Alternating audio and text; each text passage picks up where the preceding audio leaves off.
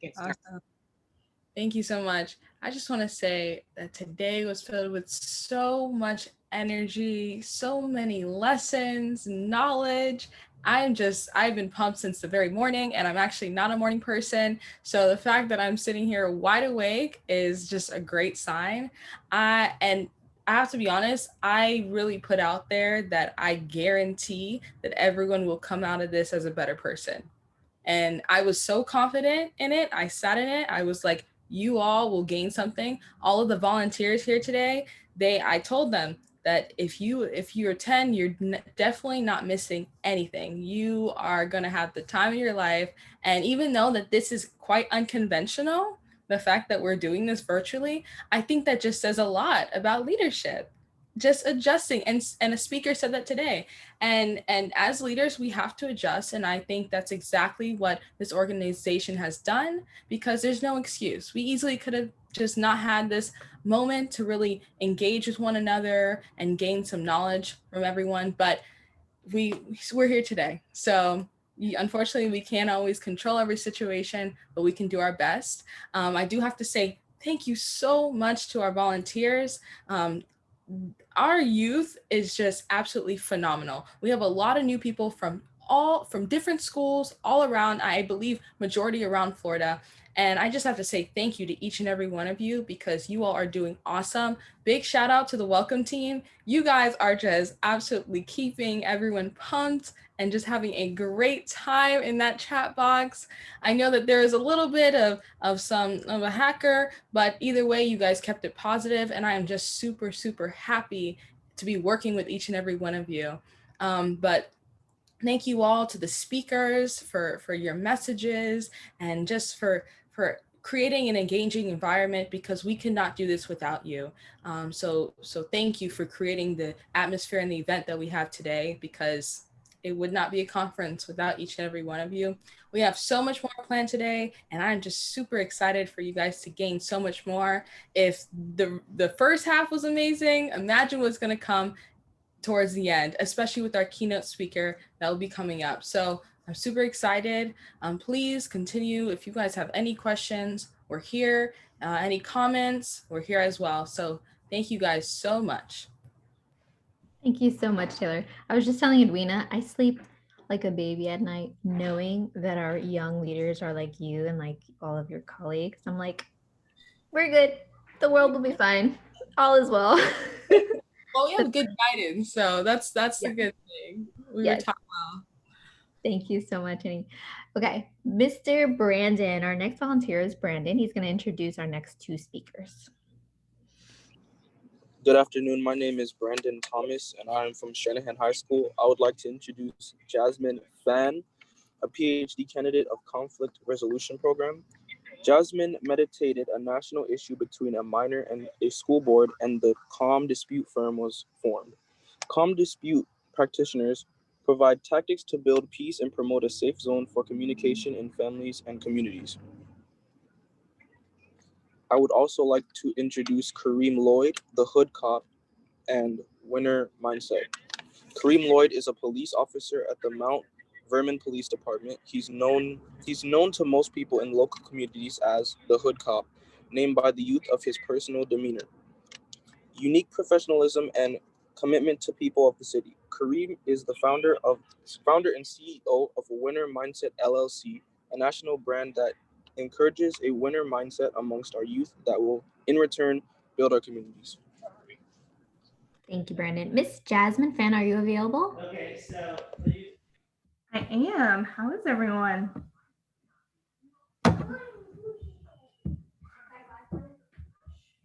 Okay, so I am with Calm Dispute Firm, and I am one of the co-owners of Calm Dispute Firm. And our mission statement is we provide tactics to build peace and promote a safe zone for communication in families and communities. And we help others by using conflict resolution skills and techniques to find peace in conflicts and peace within themselves by empowering, recognizing, and promoting social justice. And a lot of what we do is family mediations.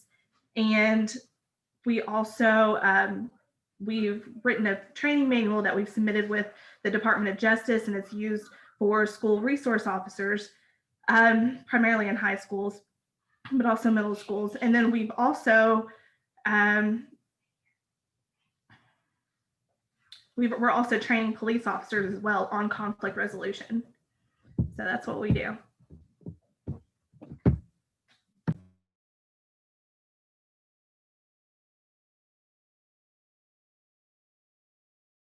Thank you, Ms. I'm wondering if you were involved or have any knowledge on how training has changed now since the big shooting in Parkland.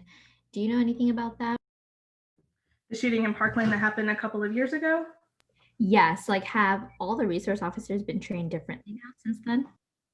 We are working on training them. However, my firm's in South Carolina, so I haven't trained any officers in Southwest or in South Florida. I know some of our colleagues and some of our professors. I'm a PhD candidate at Nova Southeastern University in Fort Lauderdale, and I know some of our professors also train police officers down there. So that's what they're working on, is kind of working on conflict resolution skills with them. Amazing. Well, thank you so much for your contribution and for speaking with us today. Mr. Kareem Lloyd, also known as the Hood Cop, are you available?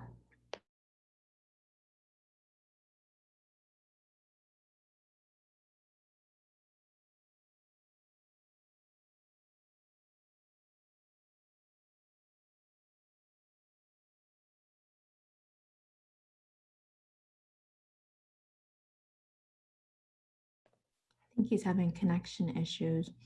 Edwina, do you want to pull up the video from Ghana for now? Okay, yes, she's actually sending a message now, so just 1 second.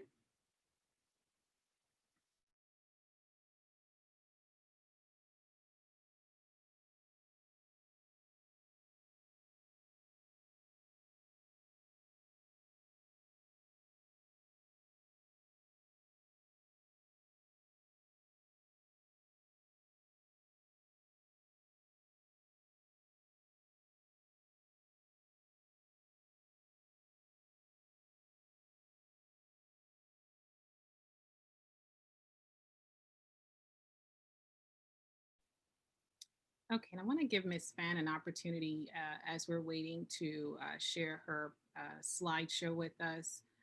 Ms. Fan, do you want to pull up your slideshow on your end? Is that possible for us to be able to have you show your screen? Are you, is there any way I can have any of you pull it up? Okay, just 1 second for us, please.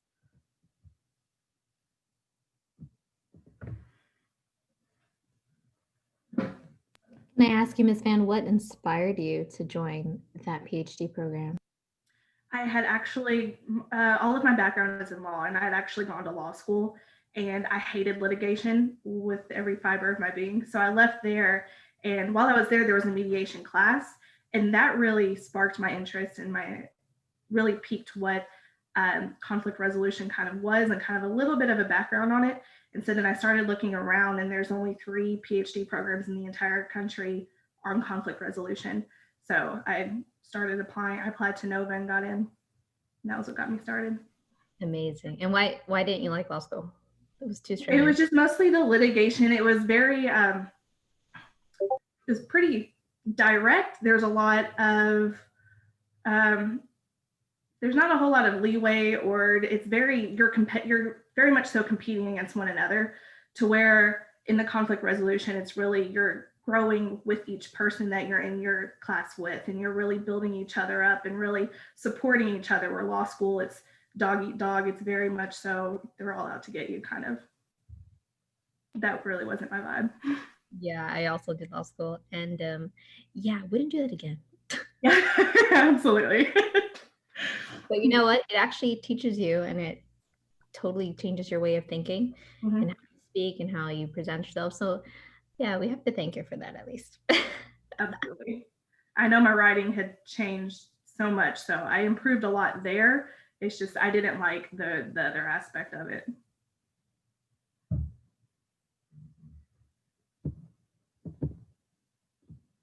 And as we're waiting to get the PowerPoint up and running, do we have any students who have questions, those who are our speakers that are still here?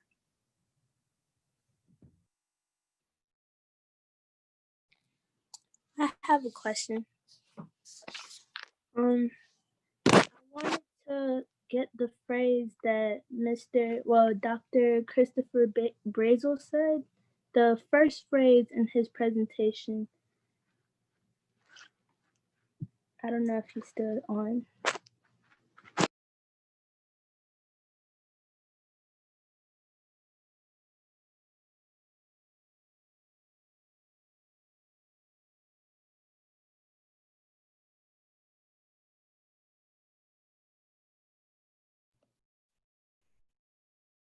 Dr. Bristle, can you hear us?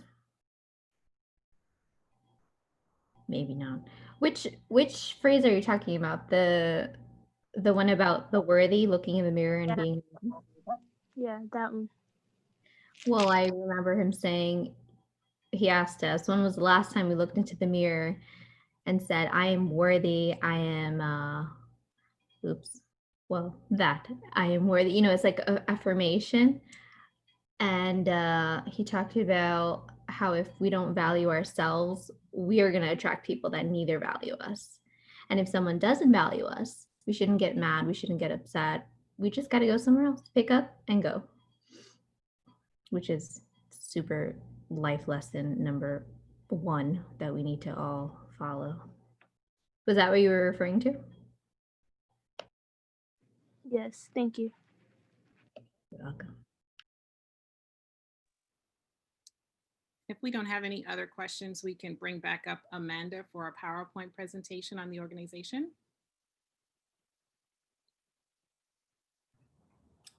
Amanda's not here, but I can take over if you'd like. Okay, sure.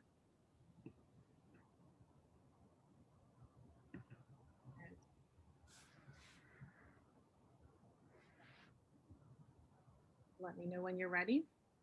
I'm ready. And Ms. Fan, we're just working on the technical side of it. We'll be right back with you.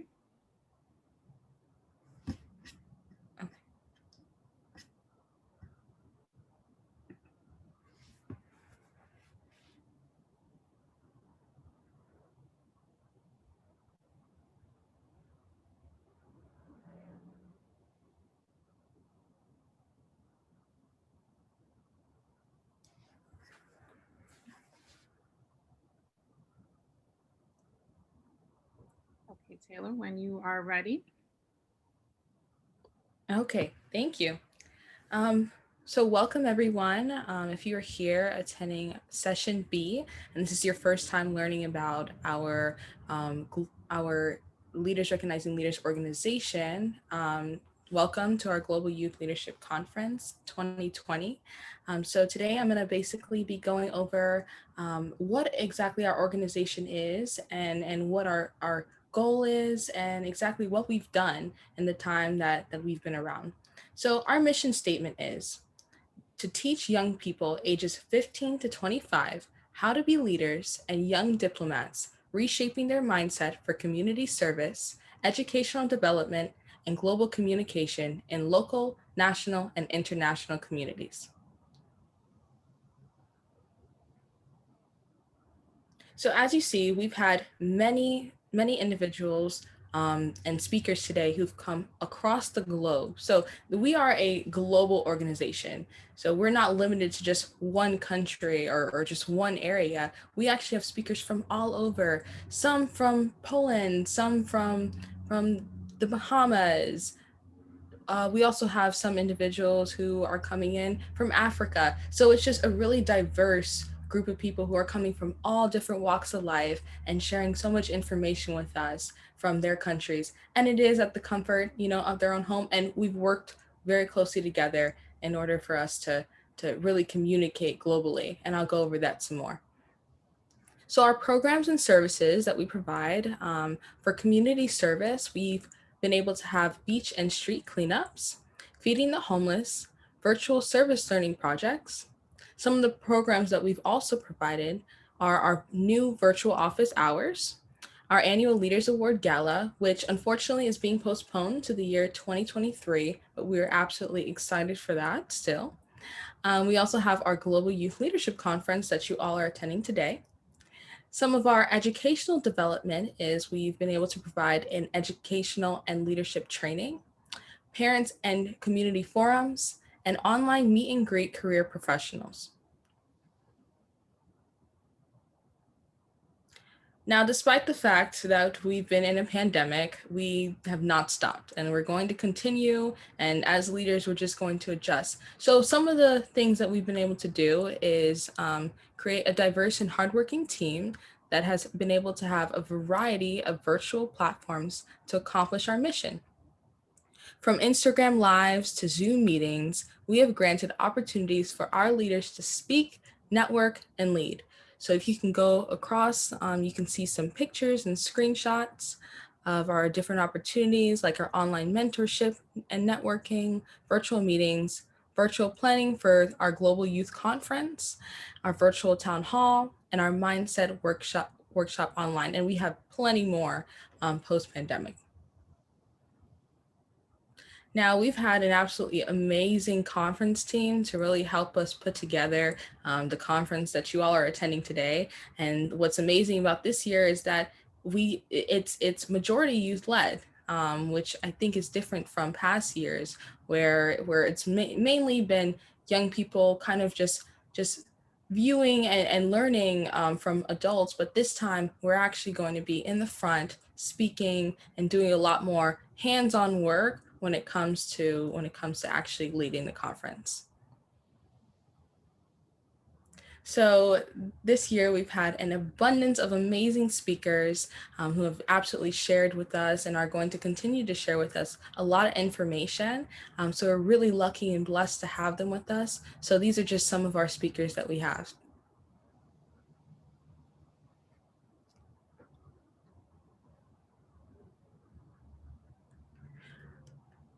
Now, being in the pandemic, we've also been able to establish our new mentors now available. So we have our virtual office hours. Basically, you can set that up by appointment. And if you are interested in finding a mentor, whether it's self-care talk, public speaking, current events talk, mindset and motivation, volunteers and voices, you can definitely find a mentor to help guide you in those areas. Because unfortunately, not a lot of young people have mentors. And I think that's the part that is sometimes a disservice to young people, is that they don't have somebody to really guide them. So if you'd like to attend or you know anyone that would definitely benefit, and it's not just for young people, but if you'd like to attend, then you're more than welcome to, and you can go ahead and DM us at leadersrecognizingleaders_Florida. And you can also just send us a message and we'll go ahead and find you someone. So I just want to say thank you to everyone for attending today's conference. Please be sure to reach out to us and connecting with us on our social media pages, on Instagram, Twitter, Facebook, and you can even look us up online. So thank you so much.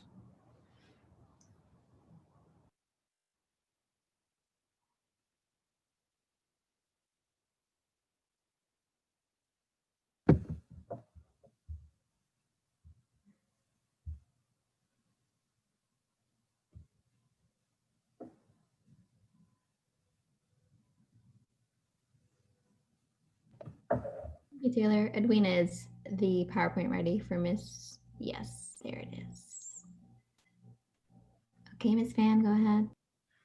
All right, so my topic today is turning challenges into opportunities.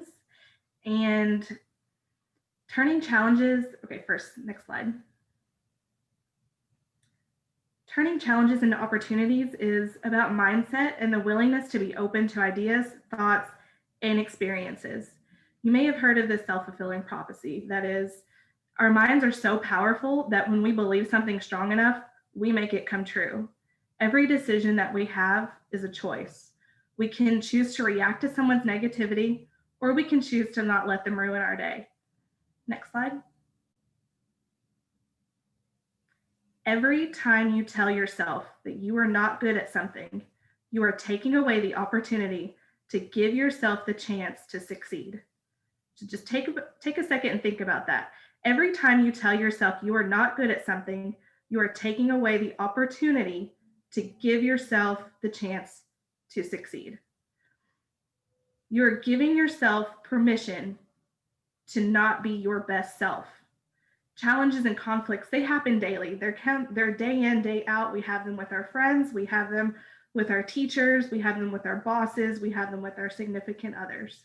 It's how you respond to those challenges that show the type of person that you are. You get to decide how you act and how you react. The first step, next slide. The first step to resolving conflicts is to work on yourself and your mindset. To help change your mindset, believe in yourself, be kind to yourself, and know it is okay to have bad moments because we're human. But that doesn't mean that that bad moment has to take over your life. Be aware of what you're saying and how you're thinking to others and to yourself. Negativity is contagious, but positivity is equally as contagious. So surround yourself with people who uplift you and guide you to help you see how you can turn your challenges into an opportunity. There is a lesson in everything. What is the lesson in this challenge? That is something that you should continuously ask yourself for every challenge that you're going through. What is the lesson in this challenge to help solve this problem? Take that challenge and turn it into a learning experience, which could turn into an opportunity, so you know how to handle a situation next time. This is how we build our resiliency, it's how we grow, and it's how we mold and shape ourselves into the person that we are meant to be. If you are having conflicts within yourself, back a few slides. Yeah, there you go. If you're having conflicts within yourself, you can resolve this by being prepared and proactive about the challenges. And because we are human, of course, challenges are a given. You can prepare yourself for that by proactively handling the conflicts and challenges prior to becoming a stagnant, escalated conflict to where it reaches the high point and you just can't do anything else about it. That makes you feel stuck and unable to move forward. So a couple of examples with this, if you're having the challenge of maybe you're worried about losing your job, an opportunity for that is to update your resume and to network with people. Another challenge, maybe you don't have enough money to go out and eat. An opportunity for that is to invite your friends and family over and learn how to maybe make a new meal together. Try out a new recipe. Next slide. If you're having conflicts with others, communicate how you're feeling. It could be a misunderstanding, just something as simple as that. It's important to know and to listen to understand the other person rather than listening to reply. Some things you can try are active listening. This is where someone tells you something and you respond with, "What I'm hearing you say is." That's super helpful so that you're repeating what the other person, so you have a better understanding of what their problem is and how you can work on solving it. I am a big proponent of the I statement. Next slide.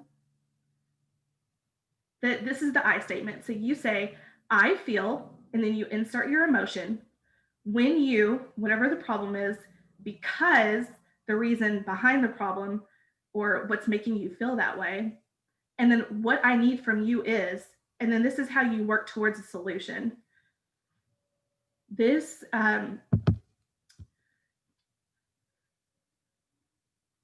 I love this so much because it breaks down the root of the problem and it allows you to express your emotion and why you have that emotion, and it provides the opportunity to solve it, all while not making the other person feel like everything is their fault and they're doing everything wrong. Also, encourage assertive language rather than accusatory language. It will allow people to open up to you more. And for this, you could say something like, "I feel lonely when," or I want to be treated with kindness," rather than something like, "You left me alone," or "You are so mean and you don't care about me." It changes the dialogue. And then another tip is to ask open-ended questions. It allows the other person the chance to give you an explanation for how they are feeling. And then next. And my last tip is to be transparent. When you're speaking to someone else, say, "The story I am telling myself is," and this opens up the narrative on how you perceive the issue, and it opens the dialogue to resolve the conflict. And these techniques can be used in any conflictual situation. They can be used with teachers, parents, coworkers and bosses, significant others and friends, like I had said before. We cannot change the challenges that have happened, but what we can do is change the way we view the situation, be open to making those changes, and be willing to work through the challenge and conflict to reach the opportunity to be better people for it. And I will leave you with this. Colin Powell once said, "There are no secrets to success. It is the result of preparation, hard work, and learning from failure." And I hope you keep that in mind as you turn your challenges into opportunities.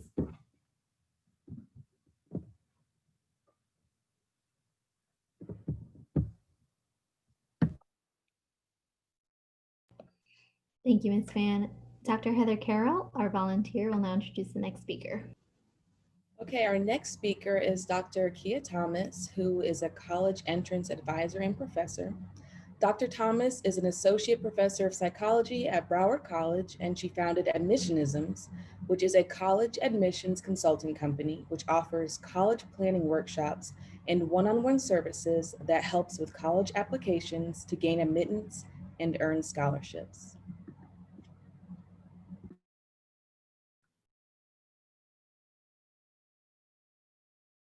Hello, everyone. Can you guys see me? You guys can see and hear me? Okay, I have a presentation ready. I'm going to share my screen with you guys. Okay, let me start my slideshow. All right, hi everyone. So glad to have you all here. I'm here to just share a few things about smart and strategic college planning. I know we have a lot of professionals in the building from across the globe. We have a lot of students at various stages of the college preparation process. And I really wanted to talk about the Admissionisms way of college planning, which is both smart and strategic here at the conference. To share a little bit with you guys, I am in the role today of college admissions strategist and consultant. I formed my business just about 2 years ago to help students make the college and to help them make the college application process more simple and straightforward. For a lot of people, this is kind of shrouded in mystery. They don't know where to begin or how to order their steps, much less how to get the outcomes that they want. I'm based right here in Broward County, Florida. So one of the things I want to share with especially my high school students today is that your college success story starts right here and right now. Whether you are in 9th grade, 10th grade, 11th grade, or my 12th graders, you guys are preparing for college applications right around the corner right now. The foundation begins here. What is your dream? Everyone has a dream, whether it's to be a doctor, a lawyer, to sit on the Supreme Court one day, or you know that you want to make an impact, but you're still deciding, okay, how, what are my steps? Everyone has a dream. You need to start with the dream. For many young people, that dream leads them to and through college. So when it comes to college preparation, there is a strategic process, there's a planning process, but also one of the things that I really believe in is making sure that students have the type of support that they need. The college application process, this may come as a shocker, it begins before senior year. One of the things that I see a lot is for 12th graders, they're like, okay, now it's time to apply. And this is our first time really thinking through thoughtfully where I'm going to apply to. It's your first time looking at scholarship opportunities, and to get the success story that a lot of people really want, it means starting the process at least a year prior. Junior year is one of the most important years in preparing to apply to college. This is actually one of my students. She's a major success story, super proud of her. We worked together just a few years ago. And she actually earned over $200,000 in scholarships. It's not luck, it's not an accident. It's because of some strategic things she had in place to get that outcome. And a lot of people are like, how do I do this, right? And that's one of the things that I help students with. So I could talk about this all day, but I wanted to deliver some quick tidbits of information and to get the wheels turning, right, about some different things that you can do today if college is a few years away. One of the things I'm always preaching is to do the research. So which college is going to be your best fit? You don't find it by Googling a list of top colleges. You don't find it by what your mom said, your dad said, where your friends are going. Like, this is your unique best fit. It considers academics, your future career, socially, which college is your best fit, and of course, finances. So it's a multi-layered process in figuring out which colleges are going to be your best fit. What are the requirements to apply? So just to give you a glimpse inside the process, each college can kind of require different materials. For some colleges, the application process is super simple. You submit an application and you submit your transcripts, make sure you meet the basic requirements and you're good. Other colleges, there's an interview process. They might want you to submit a resume. There's a series of essays you have to write. So having an idea of how extensive the process will be before you start is a good idea. And it's also a good idea to make sure you're not missing requirements to get into your top college choices. Lastly, let me say, how do I want to participate in the campus community? You are not only taking classes, you are part of a student community, no matter where you go to college. So is this some place that I see myself contributing and making an impact over the next 4 years of your life?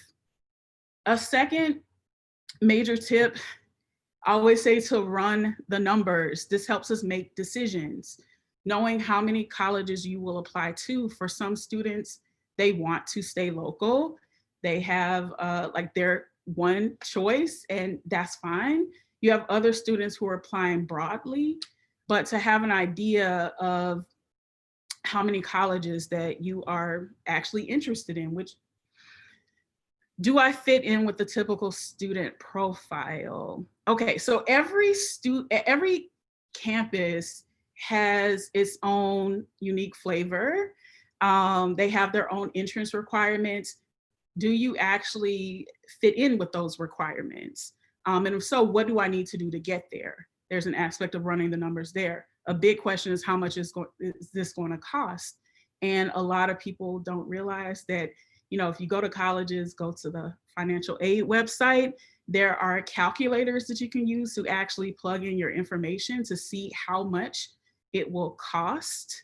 Most people don't pay that sticker price that you see posted on news headlines, for example, and being strategic about which colleges are likely to offer scholarships. So a tip I want all of you guys to hear, especially high schoolers, is that the biggest source of scholarships comes from colleges themselves. So that means that a choice to apply to one college versus another might mean that you're missing out on a scholarship opportunity. Lastly, once our list is in place, we've run the numbers, like we have a great idea about where we're going. Now it's time to craft outstanding materials. So you guys, all of you guys in high school are creating your student resume now. That includes all of the different activities that you were doing, including participating in this very conference. This is something to be proud of and something that goes on your resume. These are skills that you've earned. Making connections for great letters of recommendation, crafting standout essays, and some schools require interviews. So learning public speaking skills are definitely important, like in acing that interview process. So I'm gonna leave you with like one major thought, which is what matters the most is not necessarily where you attend school, but what you do while you're there. We know that not everyone gets the opportunity to go to the quote unquote best school in their local community or the city or the country, right? But what matters the most is how you take advantage of the opportunities that are there in front of you. And I mean in class and outside of class. Okay, and I'm just going to end off with a couple of points of just some free game. So an early start approach pays off. That goes back to what I was saying before, that starting before senior year to make thoughtful decisions about college really does pay off.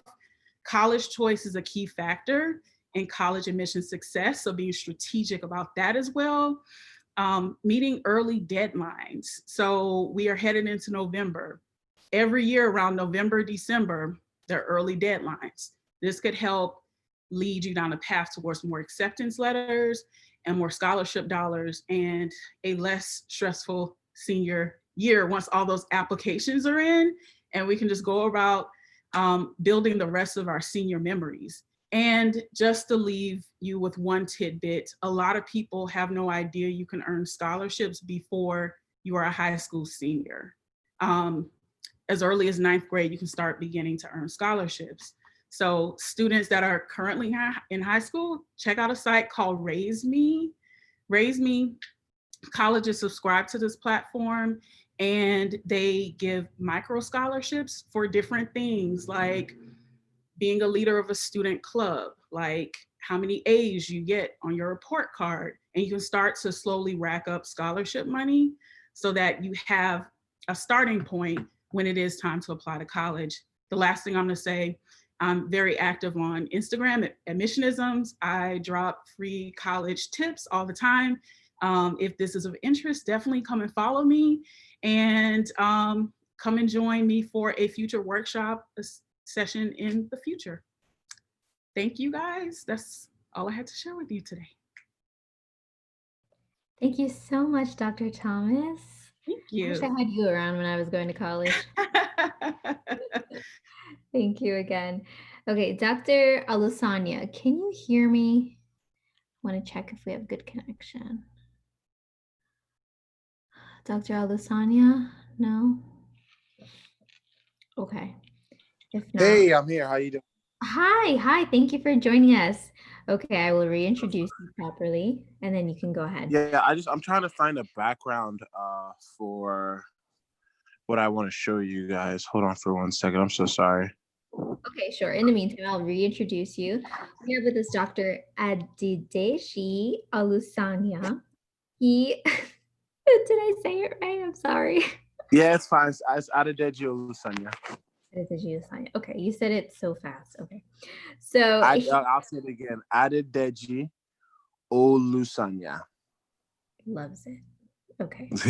So he created Mentoring Minorities in Medicine. He's a doctor and describes himself as a young man trying to make a difference in the world. We believe he certainly has by creating Mentoring Minorities in Medicine, which raises money for scholarships to help Black students get the opportunity to go to med school. So we are very interested to know more about your organization. All right. Hey, guys. How you doing? My name is Dr. Olusanya. You can call me Dr. O. I believe the demographic I'm talking to is probably high school and college students. So this scholarship opportunity is perfect for you guys. Just to let you guys know where I started. You know, I've always wanted to be a doctor since I was about 12 years old, and I never had someone to look up to get me to that position. My dad, I looked up to him. He was a pharmacist, but an actual, and not that he was doctor of pharmacy, but someone to be in the medical physician. He didn't really know what to tell me or how to guide me to get into that specific field. So after I graduated med school, me and a bunch of colleagues came together and we decided what are ways we could pave the way so the people coming after us? What are the ways we can create more opportunities for minorities who want to become medical physicians? So we came up with this nonprofit organization called Mentoring Minorities in Medicine. And here's basically what it is. We all know that there's always a big thing for misrepresentation in the medical field. About 5% of all medical physicians identify as Black, about maybe 10% of all physicians identify as Hispanic or Latino. And unfortunately, that's a big deal. When you go into a a medical office or the hospital, and you see someone that looks like you, it kind of makes you more comfortable. It kind of makes you feel more likely to tell them what's going on. I don't know about you guys. When I was a kid and I used to go to the doctors, I would be so scared to tell them the truth because I feel like, I'm getting interrogated. But now that I see another Black or Latino doctor, I feel more comfortable talking to them. I feel like I can relate with them. And yes, representation matters. But we always talk about the numbers like, okay, there's not enough Black doctors and Black Lives Matter and Latino Lives Matter. But we're always talking about it. But what are we doing to make a change? This is part of what we're trying to do to actually make a change in the world. We are trying to basically recruit and mentor more young minorities to become medical physicians. So this is more for you guys to keep in mind after you graduate high school, or for those who are in college about to be juniors. This scholarship is perfect for you. And what it is that we basically, it's a scholarship, and you guys are free to apply when you're in college, you're a junior in college, and you're able to take the MCAT. The MCAT is basically the SATs to get into medical school, okay? And it's tough. It's a tough cookie. And you need the right training, you need the right mentorship to get you through that test, okay? And what we basically do is we basically provide enough funds and money for you to take the MCAT. And after that, to take the MCAT, to have a prep course for the MCAT, and then also we give you enough money to apply to maybe 10 to 15 medical schools. And so it's a great opportunity. And then also the winner is paired up with one of our resident physicians, or basically our attendings who's part of our board. And what they do is that they create a lifelong relationship, not just, you won the scholarship, let me talk to you for a few months. No, you create lifelong mentorship relationship. And that mentor is there to help you, guide you through your whole journey of medicine. We're trying to build lifelong relationships here. And that is what mentoring minorities in medicine is all about. We all know we can do anything we want in this world. We have the gift. We prove it again. Yes, you could be a football player, you could be a soccer player, you could be a rapper, you could do anything you want. We're not taking anything away from that, but that doesn't always have to be the narrative. You could do something where you feel proud of, being a lawyer or being a doctor, being anything you want to do. But this scholarship specifically is to help those who want to become a physician, and we're trying to break that narrative. So, it's a very short presentation for me today. I don't want to take too much of your guys' time, but if you're interested, or you want to be mentored, or you just want some questions, please reach out to me. My Instagram is rehab with Dr. O. So rehab with Dr. O. You can come follow me. I answer questions all the time. You can always email me. I can give the contact below so you guys can get some information from me. So please, if you guys really want to be a medical physician, please reach out, and we will definitely help you get through that journey. Thank you for your time, and I appreciate it. Thank you, Dr. O. Where can we donate toward your scholarships for the kids? So if you're willing to donate, it's on the go. So we have two ways of donating right now. I'm setting up an official bank account for the nonprofit because we just became an official nonprofit basically 2 weeks ago. So I'm in the process of setting the bank account, but we do have a GoFundMe page, and it's just gofundme.com/mentoring minorities in medicine. If you just put mentoring minorities in medicine on Google, you'll see the first thing come up is on GoFundMe, and you can just donate on GoFundMe. Our goal was about $5,000. But we're just trying to see, like, can we reach that number? We're trying to give about 3 scholarships, and for each scholarship it takes about $4,000. So we're trying to reach up to 12,000. We're at 5,000 right now. The fact that we're able to reward one winner is a testimony to God for me, because we just started out, and the fact that we're able to raise $5,000 in basically 6 weeks is so great. But the more the better. Like I said, 100% of these proceeds goes directly to the winner. And then also, once we have our bank account, we don't have to go through GoFundMe, because GoFundMe likes to take a little percentage. So if you guys want to reach out, like I said, it's on my Instagram page. The link is on my Instagram page if you have Instagram. And if you don't have any Instagram or anything like that, let me just write it in the chat real quick, and I'll write down my email where you could reach me. And I want to say, Dr. O, it's such an honor to have you with us, because I know that you're at the hospital and had an emergency in between this presentation, and you made the commitment to be here with us. So thank you. We totally appreciate you for Absolutely. to have you with us. Absolutely. Thank you for the opportunity. I mean, I'm sorry. I'm always good with time, but sometimes when this stuff happens, it's just. But it's all good. It's all good. What's important is that we're here and that we're trying to create opportunities for those who come after us. And I look forward to hearing from you all. We'd love to have one of your scholarship winners. We'd love to, honor them as well on the next conference. So let us know. Absolutely. We'll be announcing. So scholarships are open. They just opened in September.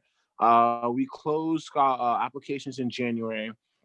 And then we go through the whole process. There's a big process of selecting the winner. And then there's also a Zoom meeting with each basically final person who can possibly win the scholarship. And then we'll award the scholarship winning in basically, I think, March. And then we'll announce the winner and then we'll go from there. And this is something that was going to keep happening for years to come. So hopefully the goal is to basically get 10 to 20 people, so we'll see. Amazing. Thank you so much for all you do. I'm wondering if any of our students here are pre-med, interested in med school. I know not Taylor, she's law. I have a question for Dr. O. Yes. Hey, how you doing? I'm good, and yourself? My name is Ann. You said for the scholarship, only juniors in college will be eligible, or? So basically, because if you're a freshman and sophomore, what we're trying to do is you're kind of you're taking the classes. When I went through it, I saw a lot of people who were freshmen and sophomores, and they didn't want to do any. Where's your gift, Lloyd? It's for me. Where's your gift? It's for Is that, I guess that's Where's someone. my gift? oh,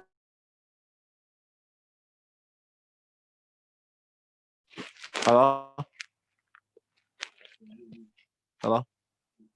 You can continue. That wasn't me. You can continue. Okay, no. I'm sorry, I wasn't sure. So, basically, I had a lot of friends who started their freshman and junior year, and I'm sorry, freshman sophomore year, and sometimes they're like, I don't want to do this anymore. They decide to drop out. Usually, when you're a junior, you're about to take the MCAT, And when you're about to take the MCAT right then and there, we know that you're committed and you want to do medicine because we want people who are committed.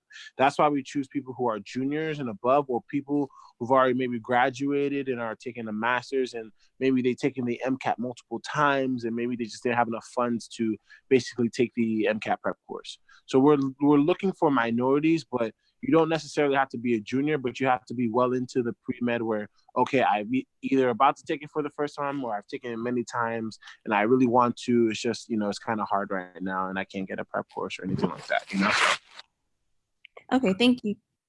You're welcome. Any other questions?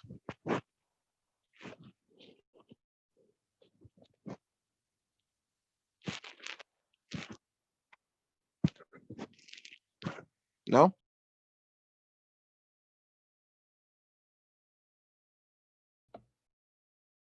I think we have also our lead volunteer, Nandika Ragati. She's also interested in pre-med, but I think she's in high school.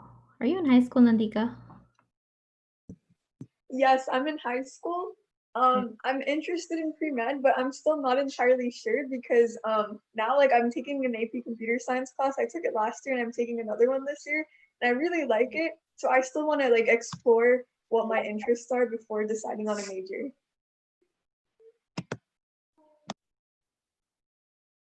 I'm sorry, is your name Nadika? I'm sorry if I said it wrong. Yes, Nandika. Yeah, honestly, as you should definitely decide take the time to see if you're interested or not. Medicine is a huge commitment, and you can ask anyone. It doesn't matter if, like I said, you're going for nurse, physical therapy, anything, PA. It's a big commitment, and you have to be committed. You have to understand that when you grow up with your peers, it's not the things they're going to be going through won't be the same that you're going through. When you get to college, it's a commitment. So you take the time. And I always tell people, being a doctor is not about the money. It's not about the respect. It's about truly helping people. If you wake up and you breathe sleep medicine and all you care about is, I want to help my fellow, person next to me or friend or whatever, and I want to help them, be better health-wise, then yes, you should be a doctor. But if you're just looking for the money, if you're just looking for personal respect, yeah, it's not for you, because it's a huge commitment. It takes a lot of money. Most people are in debt. You have to understand that, but it takes a real special person to be committed like that. So that's just something you should think about. Okay, thank you. Because I've also been told the same thing, that it's a huge commitment. So yeah, I'm just trying to figure things out right now. Absolutely. Just take your time. Take your time. Thank you so much, Dr. O. Thank you. Thank you. Okay, our next and final speaker before our big speaker at 2:30 is going to be Mr. Kareem Lloyd. He's known as Hood Cop, my favorite name, and he's here with a winner mindset. Kareem is a police officer at the Mount Vernon Police Department, and he's known to most people in his local community as the Hood Cop. He was named by the youth for his personal demeanor, his unique professionalism, his commitment to the people of his city. Kareem is the founder and CEO of Winner Mindset LLC, a national brand that encourages a winner mindset amongst our youth, and hopefully they'll return and give back to our communities. So welcome. Thank you so much for joining us. Thanks for having me. Sorry I missed you guys earlier. So first and foremost, I just want to, commend the young people who are involved today in this conference. I want to thank the professionals for being a part of this and allowing me to be a part of you guys as well. It's such a monumental event and space where you have people who are just being in a conference or in a space where people are trying to propel you forward is so huge for young people. And anytime you place yourself in a room full of people who have a winner mindset and are looking to encourage you, you already place yourself leaps and bounds beyond the competition. So I just want to commend you guys for being a part of this. You already set yourself apart from other people, your peers, because you're in this room, and it goes along with just creating your own narrative.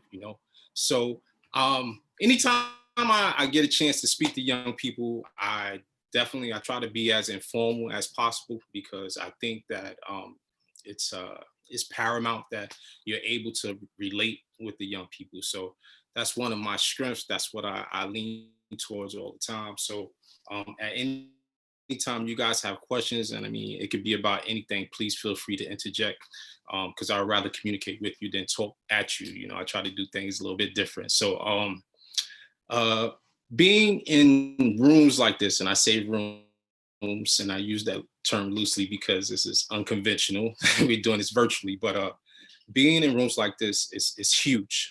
I know you guys are getting tons of information. All different type of professionals are sharing loads of info and content with you guys. But I just want to encourage you not to leave, whatever you do, is just don't leave this room empty-handed. Take something with you. There was something that someone said, there was something that someone did, there was someone that was introduced to you today that you didn't know yesterday, who has said something, they've done something, or can contribute to your success in the future. So that's huge. Like all of you guys, even myself, anytime I'm in a new experience, I'm in a new environment, I try to identify my takeaways, right? What can I take away from this experience? What can I take away from this person that will contribute to my own success going forward? Let me look at the comments. All right. So that being said, also when you take away, like, the idea is basically to equip yourself, put as many things on your rig, which is your equipment belt, as many tools, as many skills as you can, so you're equipped to compete when you get in the real world. And I'm just switch over to the Winner Mindset LLC, that was basically, that's the whole concept behind the business. So just a little bit about myself. I was born and raised in Brooklyn, in the projects. I played high school basketball for Benjamin Banneker Academy. I played collegiate basketball. I played professional basketball overseas. I worked on Wall Street for 3 years. I did personal security, bodyguarding for celebrities, CEO, no dignitaries until now, but I've been doing executive protection for a while. I had an opportunity to teach. I was a dean at Medieval Prep Middle School here in Brooklyn, and all this prior to becoming a police officer. So when I was a young person, a lot of times, well, not a lot of times, but there was a lot of things that I wanted to do. And I knew that I wanted to wear suits. I knew I wanted to be a professional. I knew I wanted to play basketball. I knew I wanted to teach. And at some time when I was very, very young, I knew I wanted to be a police officer. And I was able to do all of those things just by simply, just staying involved, staying engaged, and staying on track and true to what I wanted to do, and just accomplishing those goals. So it's very, very true that, that old saying, it sounds super cliche, but you can do anything you put your mind to. And I truly, truly believe that. And as life progresses for me personally, it becomes more and more true. So I am a police officer. I've been with the Mount Vernon Police Department for 6 years now. I've done a little bit of everything. I've done patrol. I've done street crime. I've done everything except for investigative work. Currently, I was a school resource officer. I am a DARE instructor, which is a drug abuse resistance education instructor. So I've done a ton of things. I haven't done any investigative work. Well, actually, I did that as an SRO, but not with the Detective Bureau. But I am currently assigned to the Detective Bureau, and I'm assigned to the Mayor's Detail. So everything's pretty much coming full circle for me in terms of my previous professions and my current professions. And currently now, well, prior to switching over to the DB, I was doing a ton of, just community work, working with the young people. And prior to switching gears to, doing a lot of the community work and having that platform, while I was doing street crime, I really got exhausted with PD, and it was at a point in time where I said, I'm going to come in, do my 8 hours, and I'll go home and not have to worry about the job. And I didn't like that space that I was in. So I got connected back to my roots and what I enjoy doing most, and that's working with the young people, giving back to the community. And once I started doing that, things started opening up in terms of former President Obama's 21st century community policing. We implemented the SRO program, which has now been in Mount Vernon for 3 years. It hasn't been in Mount Vernon for over 17 years or so, something like that. So we revamped it based on the 21st century community policing. So I started working with the young people a lot. So now I'm back in the classroom. I'm teaching lessons. I'm able to be around the young people, which I love, So, but I was doing a lot of work in the community, and wasn't necessarily getting the support that I expected from the police department, right? And no fault to them, because I think my passion for, moving young people forward exceeded their traditions or their intentions, or whatever the case may be. So there was always an imbalance. So, but at the same time, they were receiving, credit for a lot of the work that I was doing. So that didn't sit well with me. So beginning of this year, actually in December, a colleague of mine, we sat down and we just cranked it out. I started the LLC. Like I said, this work that I've been doing, I've been doing it for years, but Winner Mindset now allows me to have a face and a name to the work that I was doing. So that's why I established it. And Winner Mindset is basically our goal, our mission is basically to positively impact every young person's life that we come across.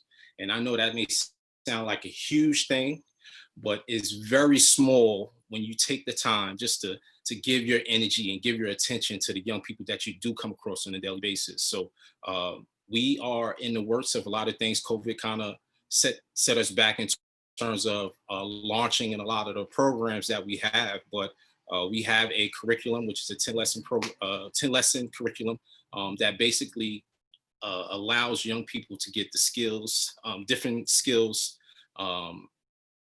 help you to, maneuver and manipulate through high school as you transition into adulthood.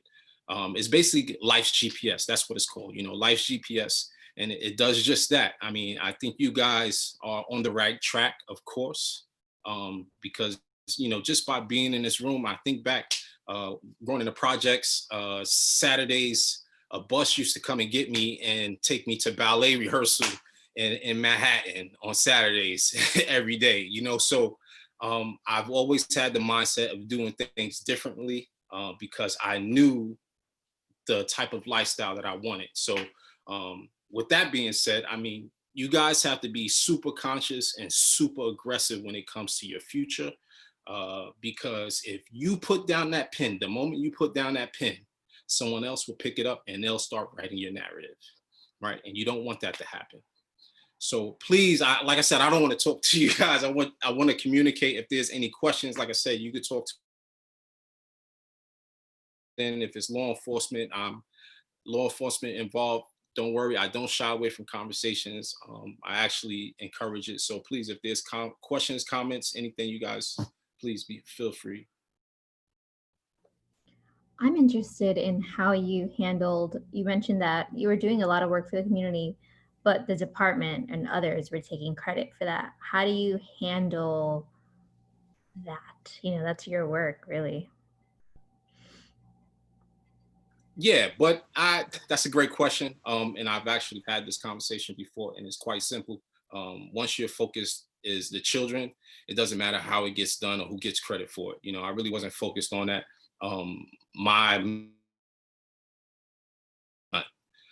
And they were able to, claim credit for it because some of the work that I did, it was on the clock, because I was working in the capacity of the SRO. But a lot of the work I did off the books, and I didn't ask for a dime, just simple resources, But I won't say that I wasn't fully supported because there was a lot of officers who volunteered their time, and a lot of Board of Ed members who volunteered their time as well to make things, successful. For example, one of the events that we did was the middle school mingle. So the middle school mingle was basically, speaking to the young people, and that's where my mantra comes. We hear you. You are important. Because speaking to them, just out in the community, they often say, "Well, we don't have anything to do." A lot of times there's not a lot of activities for these young people to do. And if there is, they don't have access to it, or they just unaware of it. The information isn't getting out to them. So the middle school mingle was created to create a safe space for young people all over the city to come out, have a great time. We offered basketball. We offered a live DJ. We had a game room. We had a movie room. We had snacks and food. Traditional games with boards and cards and things of that nature. So basically it was just a night, one night out of the month where young people come all over the district wide, all the middle schools district wide came out just to have a good time. And that was really, really dope to see. Really, really dope.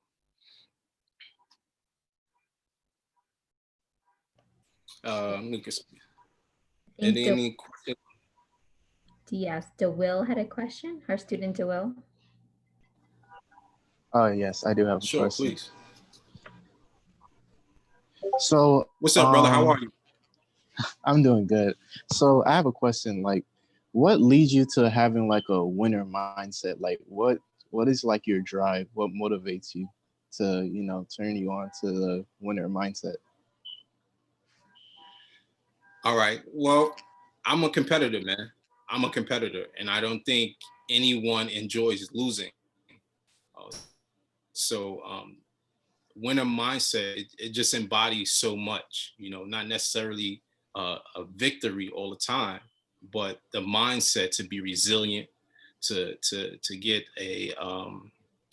to get valuable information or valuable knowledge or insight from every experience that you have. You know, the ultimate goal is to be successful in life, you know, whether, and a lot of times young people don't even understand or realize what their goals are.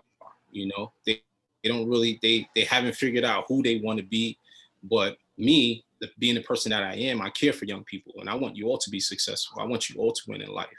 So even if I come across a young person who hasn't figured it out yet and who does not have a winner mindset, who doesn't know that they want to win, my goal and my passion definitely, you know, forces me to, you know, get them on track and to develop a winner mindset for sure. Okay, that was really nice. I Thanks, have brother. another question. Like, so from where you're from and what led you to what you are now, successful, like, have you ever was in like a group that were like, you know, going through some things or didn't have that winner mindset? Like a few friends of yours? Ooh, man, that's a great question. And I often speak about it, you know, and I mean, there's so many situations that I could share with you. And a lot of times when I do share these stories with young people, it's based or relative to whatever they're going through. But I will say to you, and let me put this disclaimer out. I'm not better than anyone that I grew up with, right? Let's be clear about that. I'm not better than any young person that's living in the projects and going to school and struggling, because I am them. You know, I struggled, I lived in the projects, but my mindset definitely allowed me to maneuver differently in the world, right? So I drive through the projects all the time, and I know that you might have heard this situation. The same people that are on the corners when you were young, they'll be the same people that are on the corners when you get older. And that's so true, right? It's so true. But understanding one thing.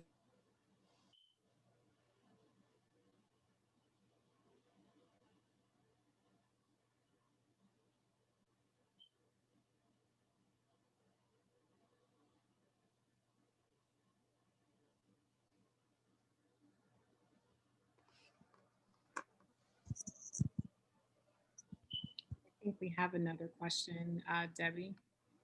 We may have had a slow internet connection.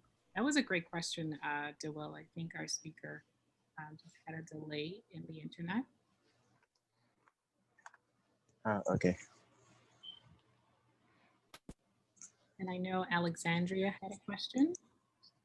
Let's see if we can get our speaker back up.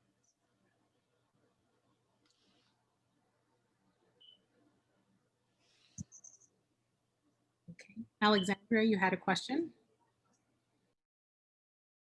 Yeah, I had a question for the hood cop, but he's having problems right now. Okay, yeah, it's just a delay in the internet. So Debbie, we'll go back to you. Yeah, I'll wait for him. I see Angelica has a question too. Hello, I'm gonna turn my video on. My question is for all the speakers. Thank you so much for this opportunity as well. My question has to do with finding your passion. I'm a senior in high school right now, and right now I'm trying to find my passion, and it's kind of difficult, and I just want to know what's your process and how you guys came about your passion and what you did to kind of understand your purpose right now. Thank you.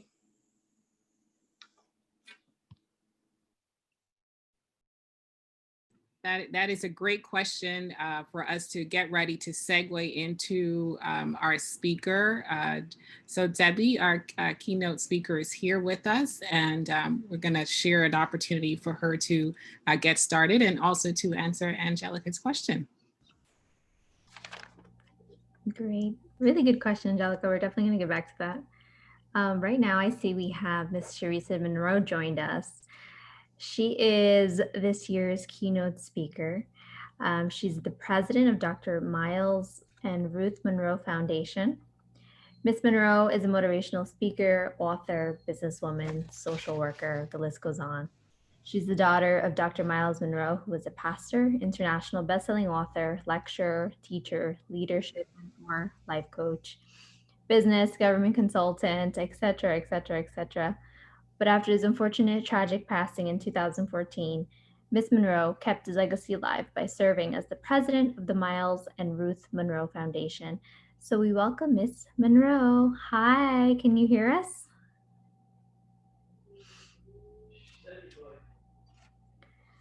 Hi, I can hear you. Good afternoon. How are you? Hi, Miss Munroe. Thank you so much for joining us. No, thank you. Thank you very much. It is such a pleasure to be here. Thank you. Shout out to Edwina. I saw her earlier. I love her, by the way. Same. She's my favorite.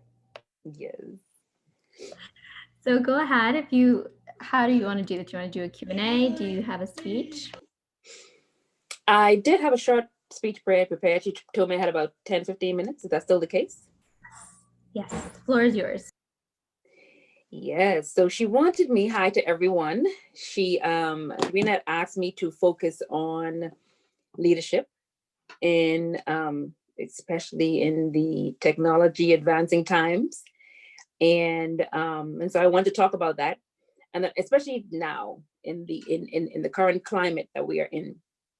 And I also wanted to just kind of give a few nuggets to the youth to walk away with, so I can do that. And, she specifically wanted me to, and I want to read it because I thought it was a very good focus point, but she wanted me to focus on why leadership is emerging through technology and how young people can find new opportunities and new ways to write something worth reading or do something worth writing. And, as soon as I listen and I write something worth reading or do something worth writing, I am forced to think about my dad. And, my dad was a believer in doing something, not something that you love, or not doing something that you're worth. I think Martin Luther King said, don't do something that you're worth living for, but something that you're actually willing to die for. And when we do something that we are willing to die for, that's when we can write something worth reading or do something worth writing about. Because I think about my dad, and he's no longer here on this earth, but people are still writing about him. People are still reading about him. People are still writing about him. 6 years later, he's been dead, and they're still writing about him and reading about him. And that's because while he was here, he said he was going to die empty. Everything he did was because he wanted to die empty. And he did things big, he did things small. Nonetheless, everything he did, it is worth reading about, worth writing about. And I wanted to specify that he did big things and he did small things, because people are, unfortunately, especially the youth, they're of this impression that I have to do something big. My name must be on a placard. I have to do something that's just huge in size and in magnitude, when really and truly you can do the smallest thing and your name can be the greatest. Or there are some people who are doing big things and their name is this small, And so you don't have to do something big. Just whatever you do needs to be something that's not serving you, but that's serving others. And needs to be something that is bigger than you. So when leadership is one of those things that you don't want to just do something that when you're done, it's done. You want to focus on something that when you are done, it's so much bigger than you that it's going to actually take the generations after your lifetime to continue to fulfill. And so one of the greatest definitions of leadership that my dad coined that I wanted to make sure I plug in here is this. Leadership is the capacity to influence others through inspiration, motivated by passion, generated by a vision, produced by a conviction, ignited by a purpose. I'm going to read that again. Leadership is the capacity to influence others through inspiration, motivated by a passion, generated by a vision, produced by a conviction, ignited by a purpose. And so the key words in there are influence, passion, vision, conviction, purpose, and vision. Those are normally, like if you look at the things we talk about in leadership, those are the things that we talk about by themselves. So we talk about purpose and how important purpose is all the time. We talk about vision and how important vision is. We talk about how it is important for us to be able to influence people in our purpose or in our vision or when we're serving our gift. We talk about the fact that we need to have a conviction when we're dealing with leadership, or else we're just going to be haphazard doing things that we're not supposed to be doing. We talk about motivation and the fact that there's something that motivates us by our passion. All of these things are necessary for us to be true leaders. We don't have to be the CEO. We don't have to be the COO. We don't have to be the CFO. We don't even have to be the president. We just need to be someone who, as youth, discover your passion. You discovered why you were born. You discovered what your purpose was. And then you decided to put that purpose into colors, and you created a vision. And then you decided to act on that. And you acting on that means that you decided to serve that to the world. You decided to serve that to your community. Therefore, you started influencing. Like, that is what leadership is. And so in a time like where we are right now, we are in the middle of a pandemic. We are in the middle of a social unrest. We are in the middle of a political unrest. We are in the middle of a total chaotic world. There is nothing more important than leadership right now. This is why people are like everywhere I turn, whether it's social media, TikTok, Instagram, Facebook, like everyone, you turn on the TV, everyone is pushing vote, vote, vote. They want the young people to vote. It's because leadership is important. So the way of the world, the way of America now is going to be determined by the head. And you want that head to be someone that is going to lead it in some way, shape, or form, because wherever the head goes, the body goes. Wherever the head goes, members go.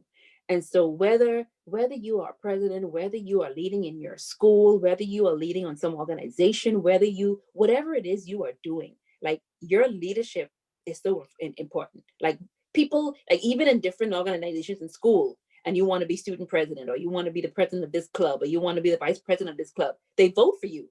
And you have to give a speech and say what you believe in and what you're going to do for them. And then they're going to vote based on who is going to do the most for us and who is going to give us the best. And so voting is very important, but leadership is very important. Leadership is what drives anything.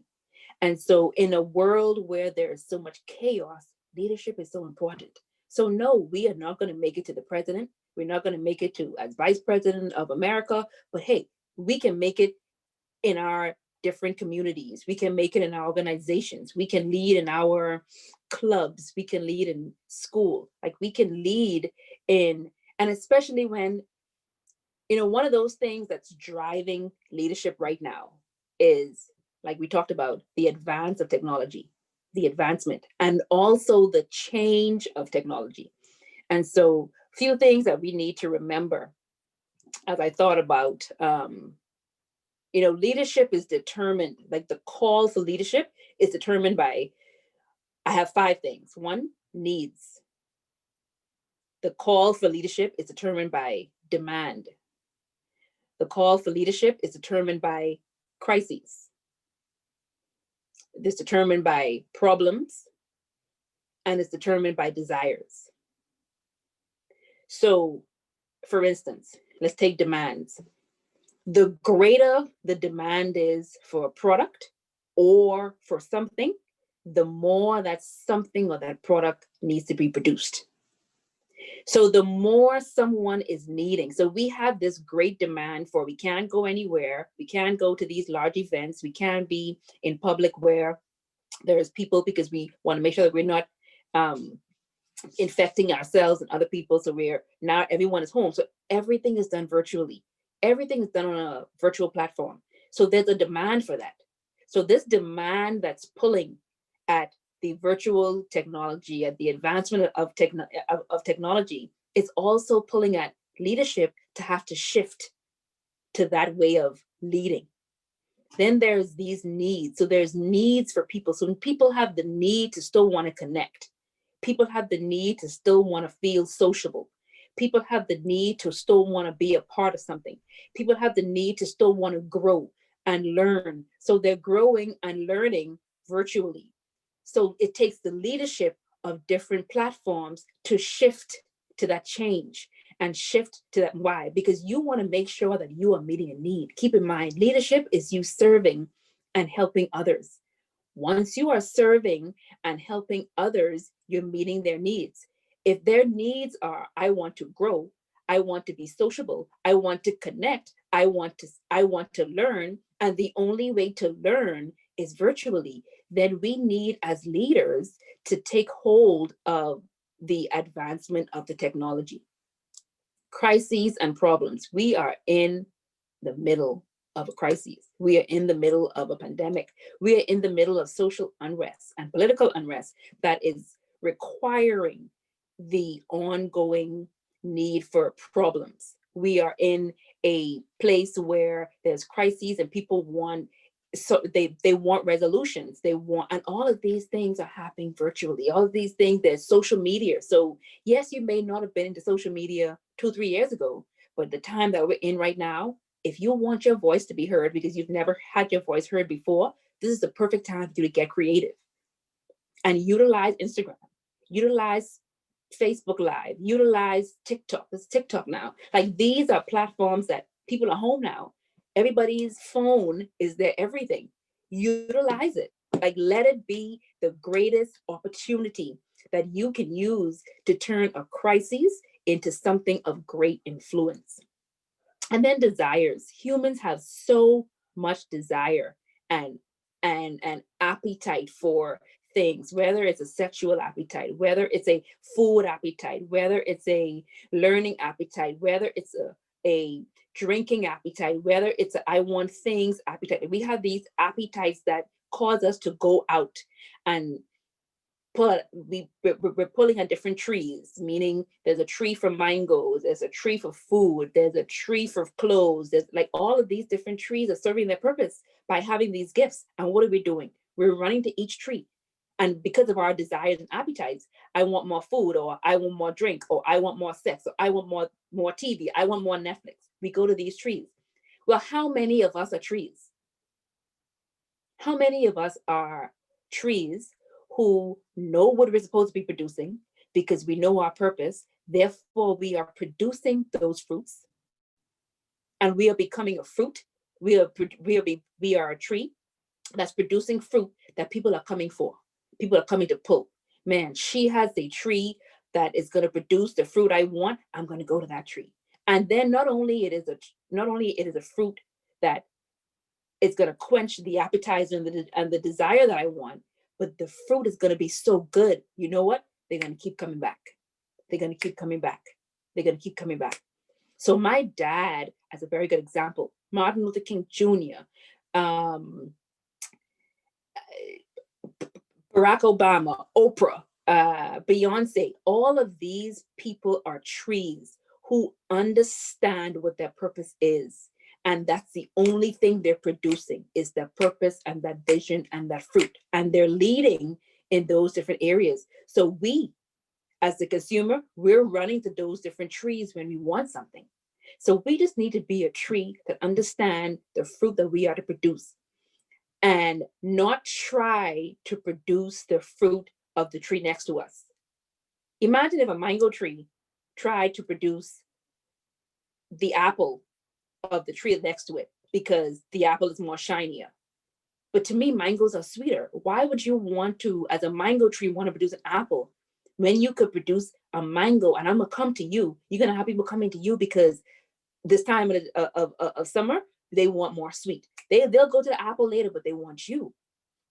So Taylor, you are correct. They want that authenticity. And so we already know that change is happening. Change is happening right now. So the more change is happening, technology is advancing. The more change is happening, medical technology is advancing. Change is inevitable. Change is relative. What's happening in the world is going to affect you different than it's going to affect me, than it's going to affect your neighbor. But one thing about change is it cannot be controlled. We couldn't control COVID. We couldn't control what's going on in the world. We couldn't control the social unrest, but we can manage how it affects us. And so 3 things I want you to remember. When you're thinking about, man, how can I still lead in an era where technology is advancing so fast, where change is happening and I can't control it? How can I manage it? 3 things I want you to remember as a leader. And if you don't think you are a leader, these 3 things can actually get you started on that path. 1, be creative. This is the perfect time for you to be creative. You don't have to be a speaker. You don't have to, you can do anything you want right now. And you can just literally stand in front of a camera and make it happen. Whether it's you, whether it's a product you want to produce, because you know that there's a demand, because now people can't go anywhere. So now what can you do that's going to be different and unique and authentic that's not produced right now? What can you say that people aren't saying? Be creative. 2, be unique. You want to be different from everybody else. You want to also do something different from what's been happening 2, 3, 4, 5, 10, 20 years ago. Now we are in an era where, man, this is the first time we've ever been here. We had a pause. We can't go out. Everything is virtual. School is virtual. Imagine shopping is now virtual. What can you do? People's needs have not left the planet. We still have the same needs we have. We just have to figure out other ways to get there. So what can you, as a young person, I love shopping. I hate trying on clothes, but I love shopping. What can you do to make my shopping experience so much better? Get creative and unique, and also stay relevant. And I say stay relevant because you always want to be timeless, but you also want to be current. And one of the ways to stay current, and I know I'm bad for this, is watching the news. Now, you watch the news to get information, and then you stop right there, because too much news, too much negativity can give an adverse effect. But stay relevant. Make sure you know what's going on in the world, around the world, not just America. And that's why TV and radio and social media can be so important, because what happens in America can affect different countries around the world. So you want to know what's happening around the world. You want to know what are other young people doing around the world. You want to know what other young people are suffering from around the world. And then how can you, as a young person, be current and be creative and be unique in helping and extending a helping hand? So be creative, be unique, stay relevant, and be intentional. If nothing else, be intentional. We are at a place right now where if we're not careful, we can get very lazy because we can't go anywhere. So we now have become couch potatoes. You stay home, you play games, you watch TV, you eat, you're back on the couch again. Even with school. One of my nieces, she's in school and she's laying down on the couch with the computer in her head. And I'm like, no, honey, you got to sit up like you were in class. But again, you have to be intentional when you want to be a leader. Nothing comes easy. You have to be intentional when you want to put new content out there. You have to be intentional when you want to look a certain way. You have to be intentional when you want to be different. You have to be intentional when you want to be relevant. You have to be intentional when you don't feel like showing up because you're tired, but you already promised your consumers that you're going to be available. You got to be intentional. So be intentional, be creative, be unique, and be relevant. Like that's going to get you as a leader. Like those are your top leaders. Those are people who are making change, and they're making change in ways that the reward that they thought they were going to get is so much greater. Don't worry about money. I know One of the things the young people are running after is money. One of the things my dad said is, if you run after your vision and you run after your passion, like literally money is going to come running after you. Keep in mind, money is in the consumers coming to your tree. Money is in people wanting mangoes. They're coming to that mango tree. That is the money.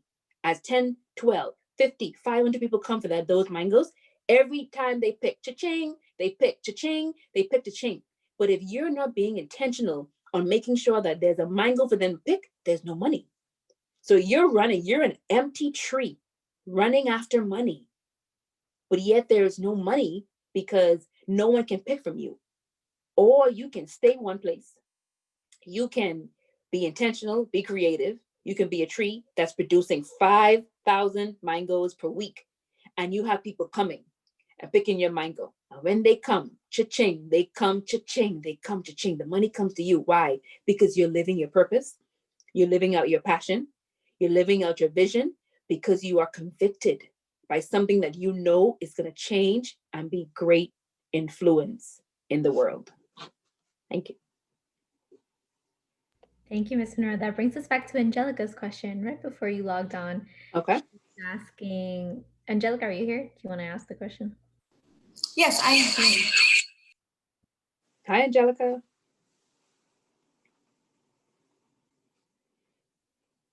Hi, sorry about that. Had a complication for a minute. My question was about passion. How do you find your passion and your purpose?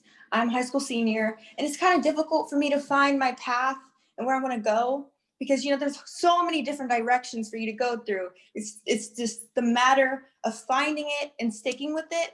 And I just want to know how you were able to figure that out and go through with it and just understand it more. So passion and purpose they're two very different things. But passion is normally linked to, what do you like to do? So what do you like to do? What do you always, what do you do without thinking about it? What are you always dreaming about? What, like for me, like one of the things I loved, I don't know why, but I just loved blood. Like I had no problem seeing someone who was hurting, or they may have been shot, or they're gushing out at the head, they've been some accident. Like I loved that. And so one of the things I liked was medicine, but I also loved quick medicine. So it landed me in the emergency room. So I would watch shows. I ended up working in the emergency room at home for a few years, and I loved it. I mean, no matter who came in there, no matter where blood was coming from, like if it wasn't nothing happening, I was upset. Like I was that much passionate about like fast and quick and urgent medical issues that I get to be a part of a team to help. But I also had a passion for people and helping people. So that was my way of being able to help people who were sick, who were underserved, who were at a disadvantage. And I also loved talking to people and helping them through their problems and so forth and so on. So then that was my passion. Now school allowed me to hone in on, do I want to be a doctor or do I want to do something else? And I thought I wanted to be a doctor. And I went through a few school classes and realized that, okay, so maybe I don't want to do medicine. Maybe I like psychology better. Maybe I like social work better. So I ended up doing the best of both worlds. I ended up changing my track from becoming a doctor to actually becoming a social worker, but I did social worker in the medical field. So I was able to literally combine both of my passions, literally, and do both. And I worked in that field for 14 years. I worked in the hospital where it allowed me to still get to see the fast pace, people sick and halfway dying. And I get to see that rush, but I also get to help them. I also get to help them psychologically and meet their needs and link them to resources. And so, I was on that purpose track for a while. And then my parents died in 2014 on a plane crash. And that changed the trajectory of where my purpose was going. And so no longer am I in the medical field right now, but I'm still a social worker, just on a different platform. I get to stand in front of people. I get to talk to people in small communities, whether they're men or women or people like you, and I still get to do what I like to do. I like to help. I like to solve problems. I like to get in the trenches when hurricane comes and they need help. Like I want to go and actually be able to help them. That was a part of my passion. Your passion may be music. You may love to play the piano, or you may like to sing. Your passion may be art. Your passion may be you like to break things and then put them back together. You like to do engineering, like whatever it is that you just like to do naturally. Also, whatever it is that you used to do in school that used to get you in trouble. So like I know for some, like Oprah, for instance, Oprah talked about one of her passions was talking. And she used to always get in trouble for talking when she was in school. Like she always talked. Come to find out, talking is the very thing that made her one of the richest women alive, by just talking. That's all Oprah does. Oprah does nothing but stand in front of a camera and talk. And you, me, and everybody else has listened to her over the years just do exactly what she likes doing, talking. So think about what you like to do and think about how you can take what you like to do and produce something from that. And how what you can take what you can like to do and how that can help somebody. You always want to link your purpose to how it can help somebody else. Always link your purpose to how it can help humanity, not you. I hope that was helpful. Yes, thank you so much for that information. I also wanted to ask one more small question. How old were you when you finally figured out your purpose? There's no set age, and I don't want you guys to get hung up on you have to be a certain age to know this is what I have to do, because you're going to realize that your purpose is going to be a journey and your purpose is going to evolve. Like I watched my dad's purpose even evolve. I watched my purpose evolve from what I thought it was supposed to be to something even greater. So allow yourself the room to grow and evolve in what it is. So you may be, I don't know how old you are right now, but at this age, you're trying to figure out what that is. And you may find out that, man, this is what I like to do. And I can serve this in this way. This is what my purpose is. And then 10 years from now, you will see that purpose. It won't change, but you'll just see it evolve into something bigger, into something slightly different. But you don't have to be a set age. And then you don't even have to be a set age to start. Like your purpose, keep it in mind, and I have to say this. So how old was Jesus when he started his work? Do you remember how old Jesus was? No, I'm sorry. Like Jesus's ministry started at 30. Like that was when he said, but he was born with that purpose. So his purpose was one thing, but didn't start it until it was 30. Now, granted, he always knew what that was, but you were already born with what you were going to do. You were already born with your potentials and your skills. Like, I would love to know what your skills are. I would love to know what you're good at, that I promise you someone else isn't good at. And so whatever yours are, like you need to define them and refine them and capitalize on those skills and those potentials and those abilities, because they are also very linked to the purpose that you are supposed to fulfill. So there is no set age, because someone, to be honest, someone at 50 can literally just now be settling in and discovering what they are supposed to do. And you know what? Even then, it's not too late. Thank you again for that. Thank you so much for your insight. Welcome. Thank you for your question, Angelica. Thank you, Ms. Munroe, so much. We appreciate you, your inspirational words, your family's legacy. Thank you. Thank you. The Hood Cop. This is one of our speakers. Did you want to say any further words? I know you were cut off before. Yeah. Hello, can you guys hear me? Yes, go ahead. That my Zoom just ended on my laptop. I had to switch to my cell phone, but I'm back on my laptop.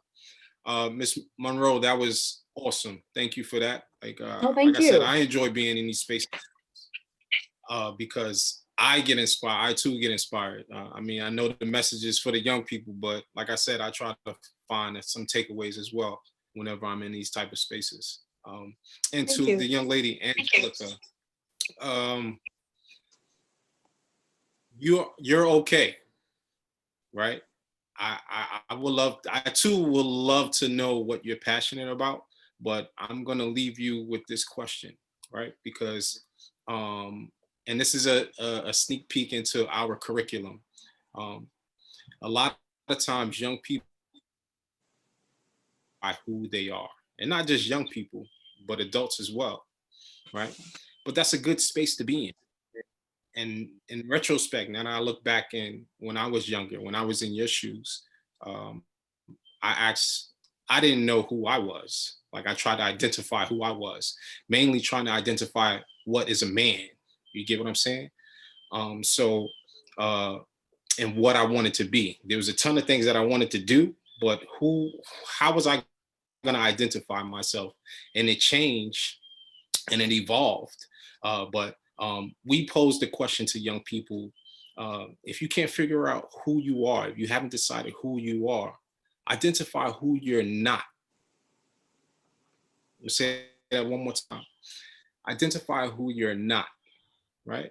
So, for example, myself, growing up, my dad wasn't around, so I had to identify. I struggled trying to identify what is a man. You know, my mom, my grandmother, they did an excellent job. My uncle, even my uncle, coaches. That's where I shaped and kind of created, you know, this image of a man and what a man was supposed to be. And a lot of times it came to my understanding is that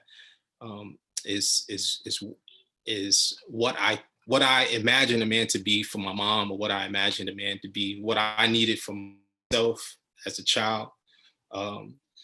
But growing up trying to identify who I am, I just started to identify who I'm not. I know I didn't want to be a statistic. I know I didn't want to struggle. I knew I didn't want to be on the streets hustling. And I knew I didn't want to be a disappointment to my parents.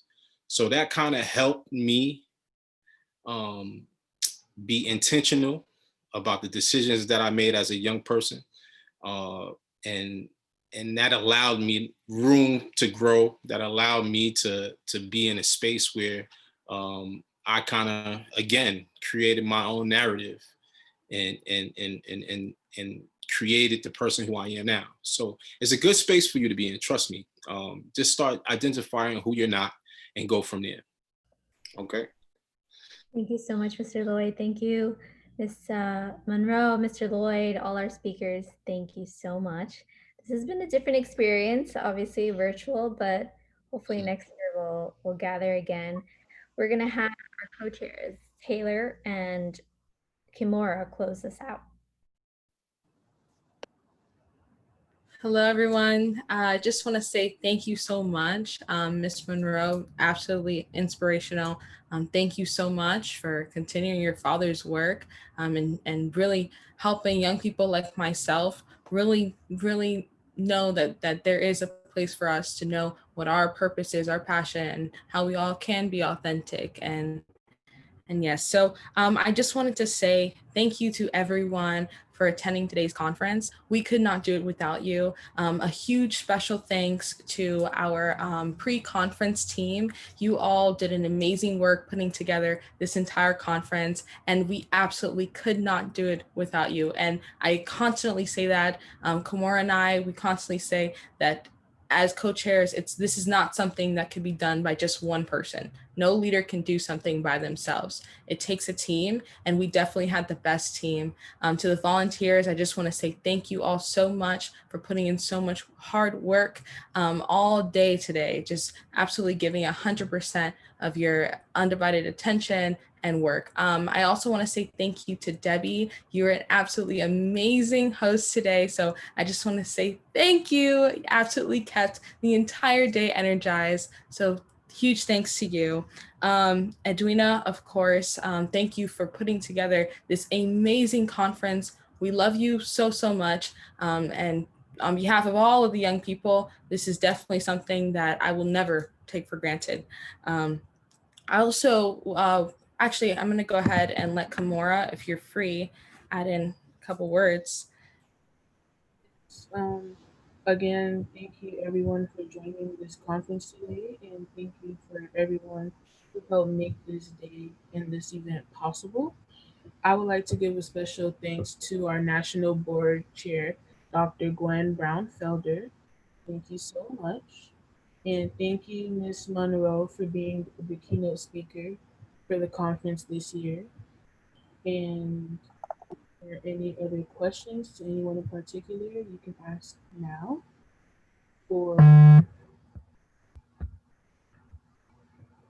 And also thank you to our Microsoft supporters. And if everyone could send feedback to our email, feedback@lrousa.org. I will type the email in the chat for anyone who would like to send feedback. And does anyone have any questions? So I don't have a question, but I would be remiss if I don't take an opportunity to thank my dear friend Charisa for coming and being a part of this experience. You just give me chills every time you speak. I mean, your energy is so vibrant, and it is definitely an honor because we know that your father was a global leader and still is, and his message is resounding amongst generations. And to have you to be here with us and to share that energy, it's just phenomenal. And we definitely want to make sure that I would be remiss if I don't say a special thank you to all the other speakers that was with us today.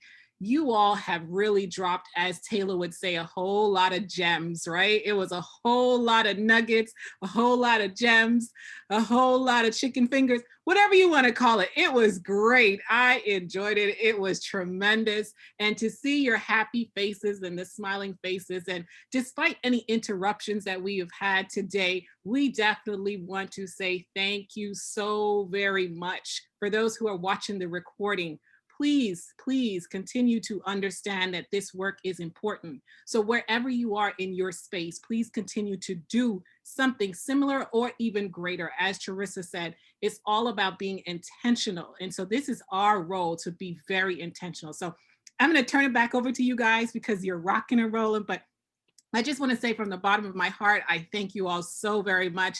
Debbie, hostess with the mostest, everywhere I go, you go. I appreciate all of you. Nandita, it was a pleasure working behind the scenes. Amanda, the list goes on. Thank you to all the parents who are also joining us today, because without you, we won't be able to have these brilliant minds with us. So thank you, thank you, thank you. And Taylor, back to you. Yes. Oh, thank you so much, Edwina. I just have to say, I'd like to close it out with what I have learned today. And the theme that I have gotten from today is that we are a community of leaders, like-minded individuals who all just want one thing, and that's to see each and every one of us thrive and succeed. So I just think that's super awesome to know that there is just a community of people who are out there for our best interests. So thank you all so, so much. Until next time. So if there's any more questions that anyone has, please feel free. But other than that, please have a blessed and safe day. Thank you.